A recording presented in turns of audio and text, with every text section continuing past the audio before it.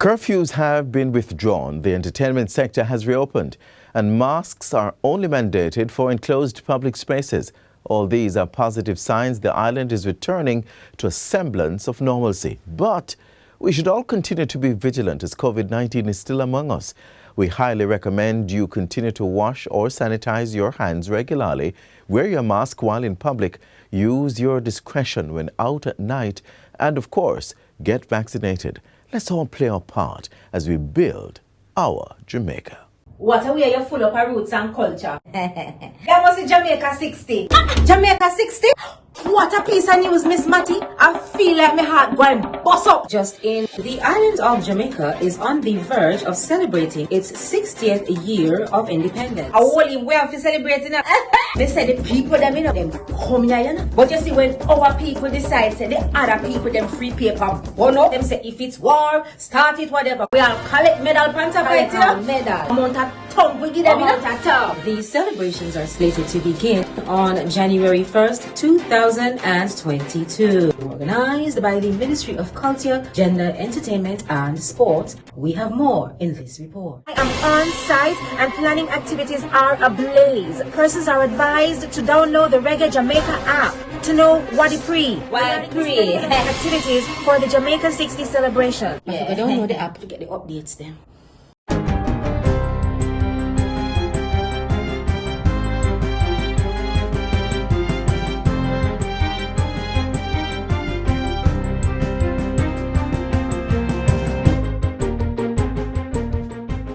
Good day, I'm Stephen McHugh, and this is your JIS News for Monday, March 21, 2022.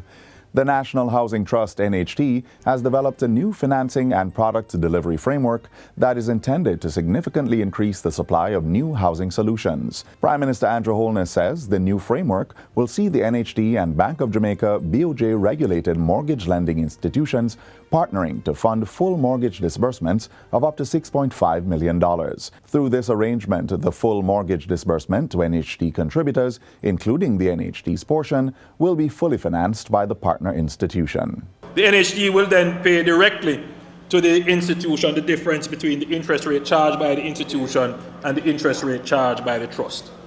Madam Speaker, this will relieve the NHT of the cash required to fund the principal amount of the mortgage up front, and this will be funded by the partner institution.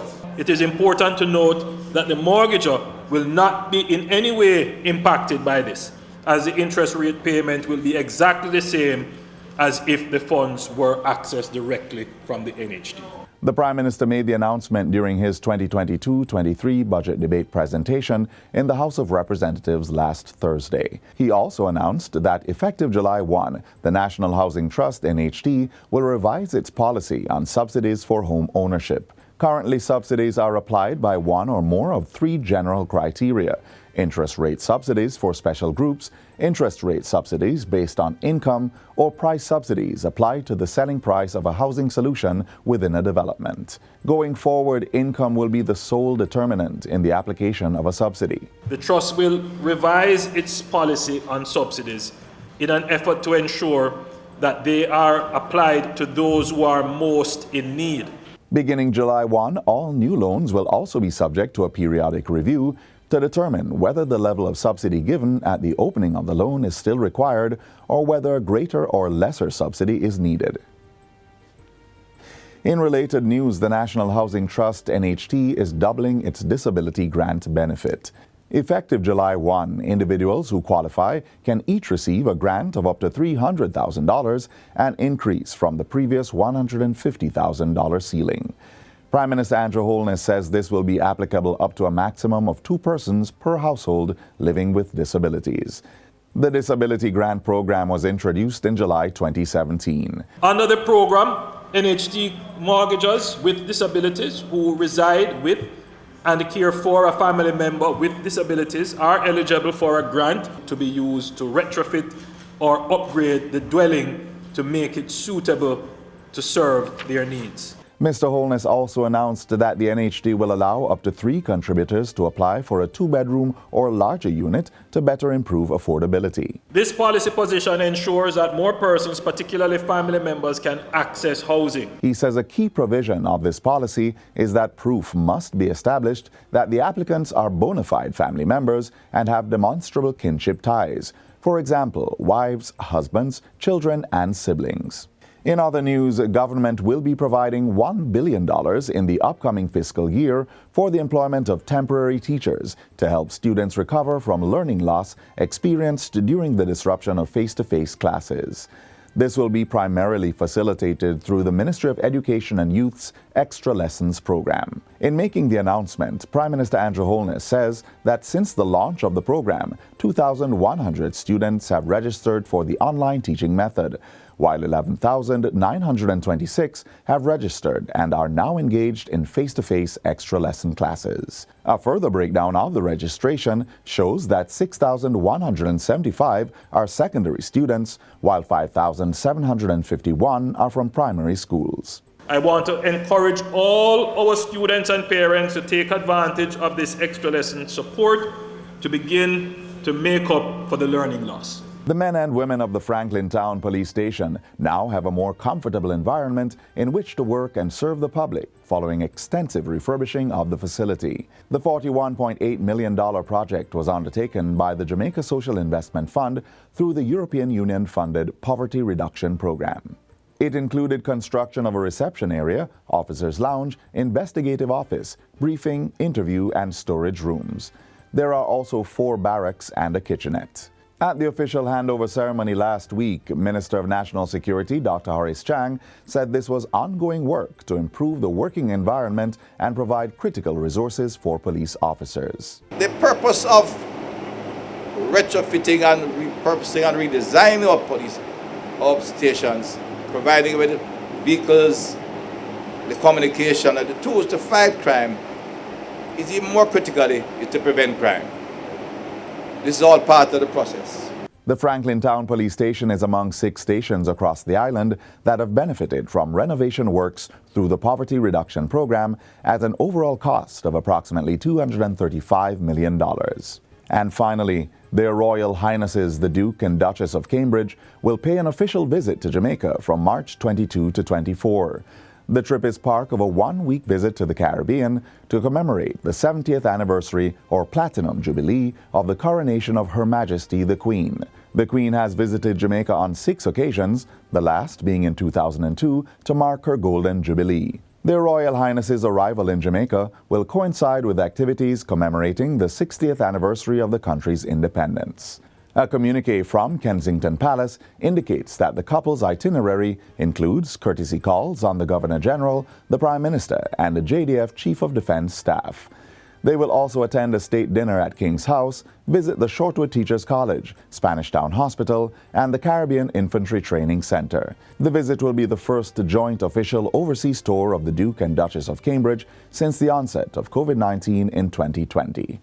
And that's it for JIS News Today. I'm Stephen McHugh. Thanks for watching.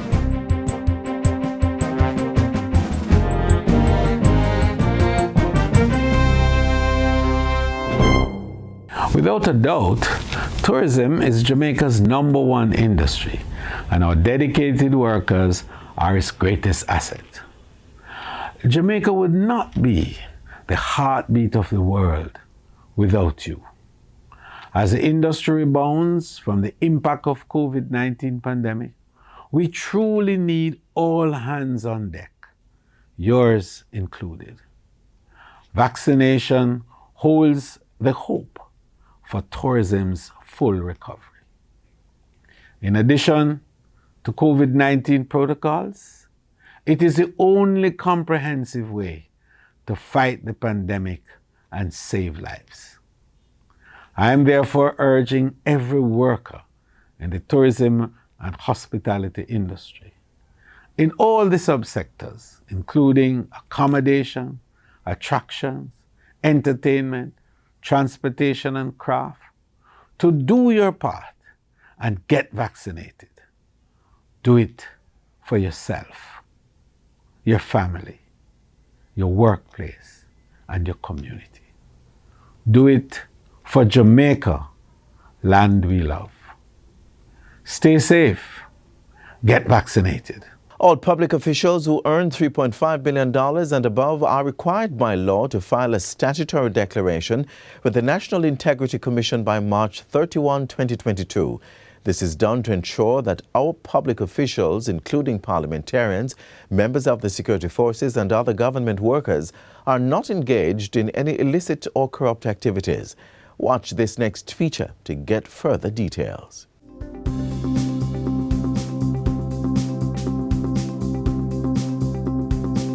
If between January 1 and December 31, you are a parliamentarian or public official in receipt of total emoluments of $3.5 million or above, or you were appointed or performed the functions of a position listed in the Jamaica Gazette, November 26, 2021, regarding the Integrity Commission Act, you are required to file a statutory declaration of assets, liabilities, and income as at December 31. What to file? You are required to declare all balances and interest in all assets, liabilities, and income received by you, your spouse, and children below the age of 18, whether living in Jamaica or abroad. Why file zero tolerance? It should be noted that a person who knowingly makes a false statement in a statutory declaration may be liable to a fine not exceeding $2 million or to a term of imprisonment not exceeding 2 years. The Integrity Commission has implemented its zero tolerance policy. All declarants will be required to submit all outstanding statutory declarations. If you are eligible to submit for the past 5 calendar years and have not filed, submit your statutory declarations now. Failure to submit a statutory declaration may attract a fine of not exceeding $500,000 or to a term of imprisonment not exceeding 6 months. The Integrity Commission has decentralized the collection of statutory declarations. Submit your statutory declaration for the previous calendar year securely within your organization on or before March 31 of the following year. Here's how. Firstly, complete your statutory declaration. Ensure you have entered the correct as at date, for example, December 31, 2021. NA or see attached is never an appropriate response. Use none and list all required balances. Copy or print additional pages where necessary. Ensure all the sections are signed. A justice of the peace is required to validate your signature by signing, entering the date, location, and affixing their embossed seal. Attach the relevant supporting documents. ATM printouts are not accepted. You then proceed to your in-house collection point. Collect a statutory declaration envelope and security seal.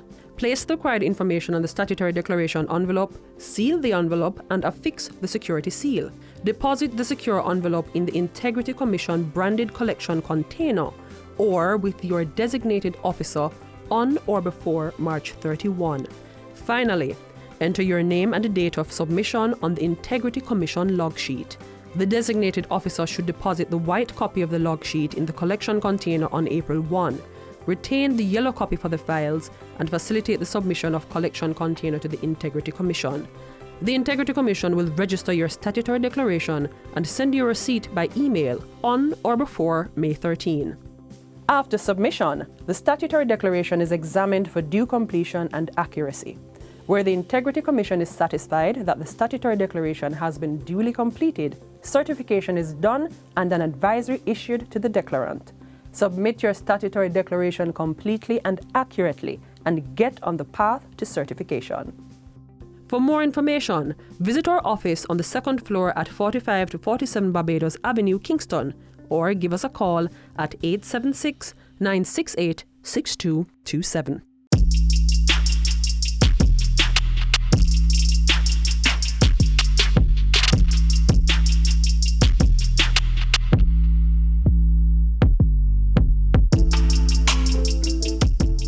The travel pad application was created by the Transport Authority for the protection of the commuting public. Please download the travel pad application on the Google Play Store or the Apple iOS Store. Once you download the application, put in your phone number, register the application under your phone number, and then you'll be able to verify the license plate that you're going in. Once you verify the license plate and the information of the vehicle, you will then be able to share that trip of the vehicle that you're in. And if there is difficulty on the trip, you will then be able to push a panic button and share your location with others as well. Download the application, give us our feedback at customerservice@ta.org.jm. Don't forget, it's free to download, free to use. The Forestry Department recently launched its 876 Trees mobile app, which helps to track the progress being made under the 3 Million Trees initiative. We encourage you to download the app and plant a tree of your own. Find out how you can plant and sustain a viable tree next. Trees are often considered the lungs of the earth. As part of their life cycle, they take in carbon dioxide and release oxygen into the atmosphere. Let's all continue this necessary part of keeping our planet healthy by planting more trees. And here's how you do it.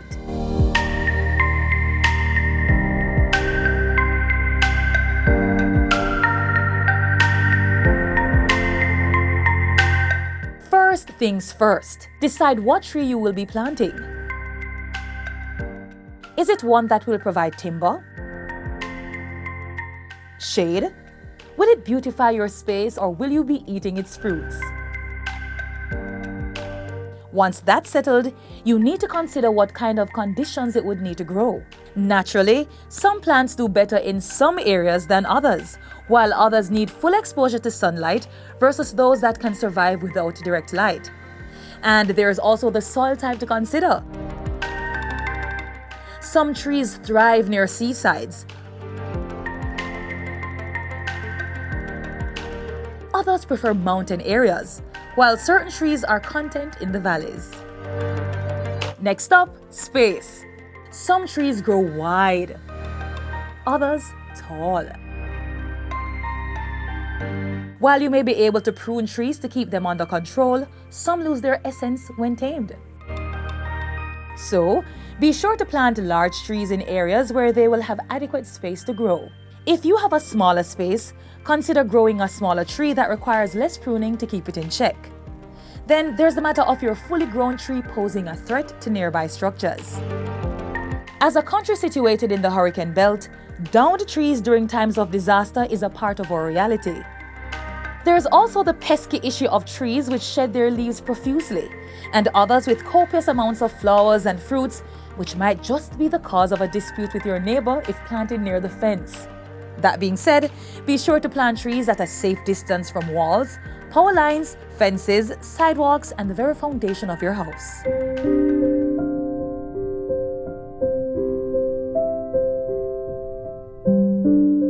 Once you've considered all those tips, it's time to plant. First step is to dig a hole, right? Not too deep, about a foot and a half, not too wide either, because you're not burying the plant. You're trying to provide a nice area for it to grow. Right? Upon digging your hole, if you notice that the soil type is clay, that is the kind of coarse soil type, you probably need topsoil, right? Because when you're putting back the soil, it's going to be a challenge for you. But after that, you dampen the soil, ensure that it's moist, provide a moist area or environment for the plant to be planted in. Ensure the plant is in the center of the hole. If you dig the hole a bit too deep, there's a process known as backfilling, right? That's when you put back the dirt into the soil to a certain height that is much favorable for you and for the plant. After you do that, you want to dampen the soil, right? Ensure the plant is in the center, because you end up having a plant to grow lean or to the side, because plants go into the direction of the sunlight. Ensure that the soil goes up to the root collar. Now the root collar is where the stem and the root of the plant or the root plug meet, right? You don't want to go above that. Once you do finish that, you water it, then you stake it. When I say stake, you take either a bamboo stake or a regular stake, put a flagging tape beside onto it and put it beside the plant. That is you marking the plant. So once you're doing any maintenance, you yourself or any other individual in the area can know that, hey, there's something planted there, so you don't end up wasting your effort and time when planting. The most important thing is watering after and nurturing the plants. So you water early mornings and late evenings. If you water in between those times, especially in the afternoons, the plant will end up struggling with the intake of the water, right? Because the sun is going to be evaporating at the same time it's trying to take in the nutrients. You can also mulch, fertilize, or add kaya dust or sawdust to the mound to help lock in moisture for the plant. And there you have it, a step-by-step demonstration of how to plant a tree. Call 876-618-3205 or visit 173 Constant Spring Road to get your plant seedlings. Happy planting!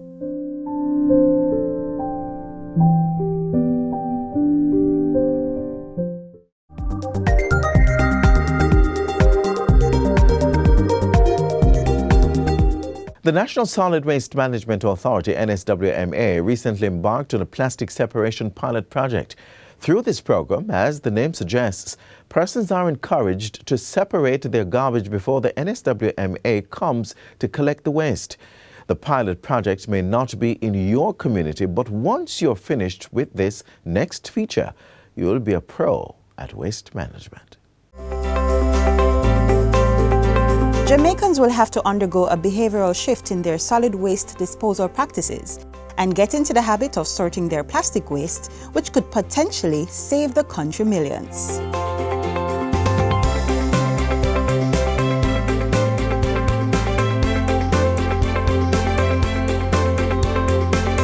If the National Solid Waste Management Authority has its way, within the next 2 years, every household will have to separate its plastic for garbage disposal. According to the state-owned agency, approximately 40% of domestic waste consists of solid degradable substances such as plastics.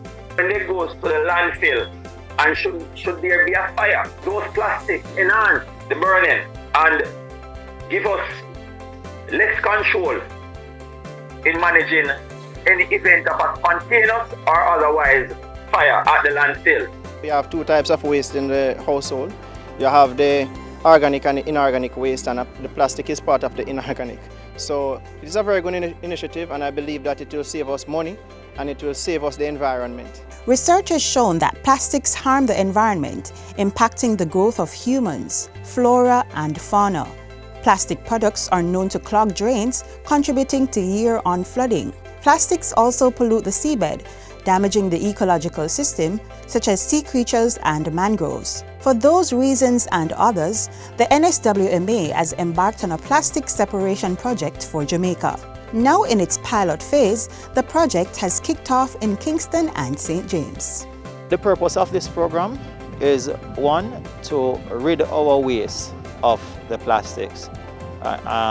Two, to reduce the amount of plastic that goes to our landfill. And three, also educate this community on how to separate and why the importance of separating these plastics. Our regional office, WPM, is promoting love for the environment, and as you are aware, the NSWMA is an environmental organization, though government. We are interested in the health of the environment, and keeping our environment safe is of importance to us.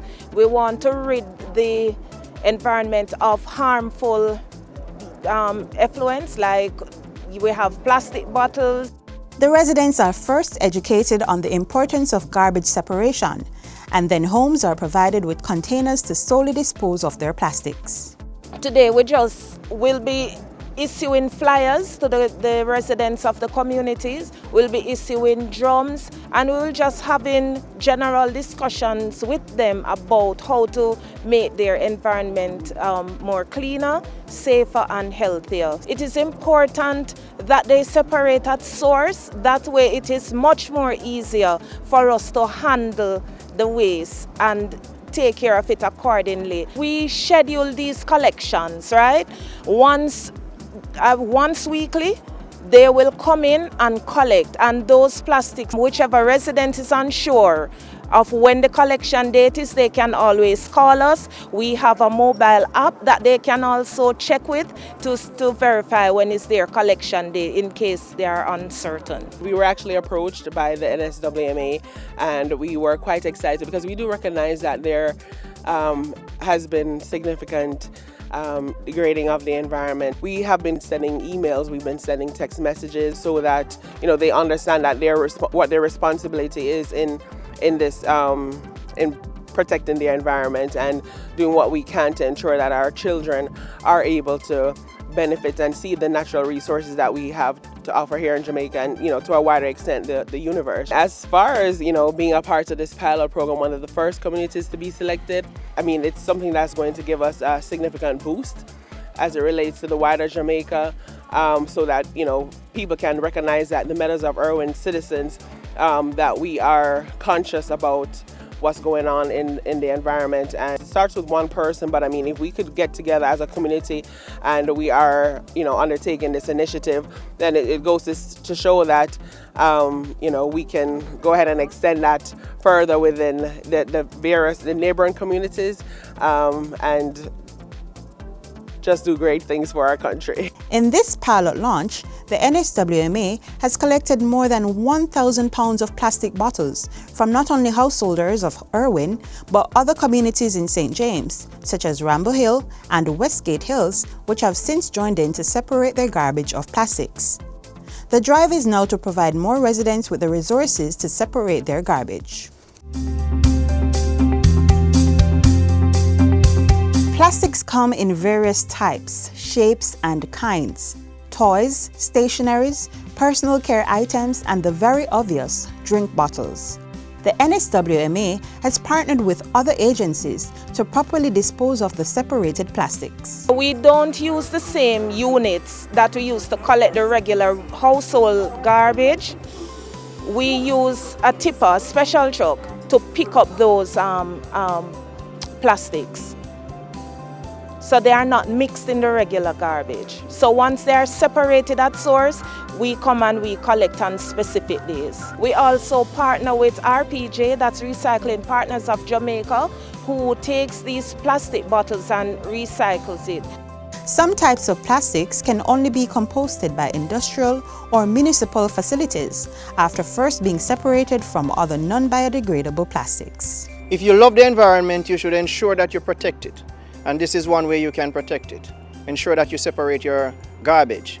You have your garbage that you can separate for composting, and you have your garbage that you can separate the plastic from to ensure that it does not end up in the sea or drains.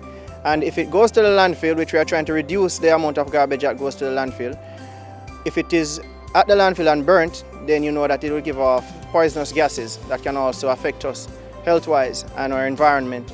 It can damage the ozone layer, and it can also, through the burning, which would create carbon monoxide, damage our respiratory system. Do you want to have your community join in on the plastic separation pilot project? Then contact the NSWMA at 876-926-5170 or download their app from the Google Play Store to connect with the agency.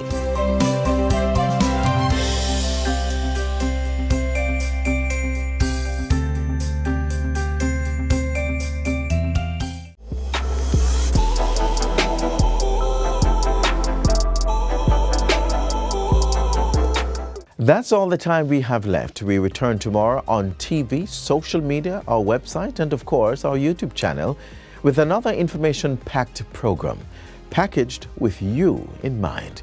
You may also download our mobile app from your smartphone's app store. On behalf of the entire team here at the GIS, I'm Edwin Atkinson. Thank you so much for watching.